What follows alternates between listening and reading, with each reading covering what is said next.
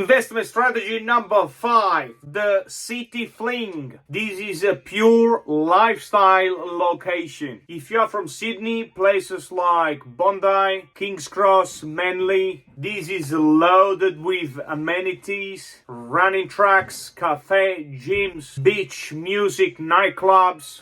Great. These are usually into the inner city locations. The demographic of these people that live here, they are very well educated people and have a strong disposable income for their age. And they deliver a strong capital growth. You want to watch out as an investor in this location because the level of supply, they tend to increase. A lot of buildings, a lot of apartments. You want to find the right pocket where there is the right level of scarcity, low level of supply, a high level of demand. This is more for pure or passive investors. These are suburbs where you can't find big homes. This is more of a medium density with a high population per square meter of a total suburbs land area. Bondi, King's Cross, Manly in Sydney. If you are in Melbourne, places like St Kilda, Brisbane, 42 Valley. In Perth, places like Subiaco or North Bridge. The level of risk is medium-low with a fantastic long-term potential. The barrier entry is the price point, of course, and you want to find the right pocket because it's very easy to be oversupplied.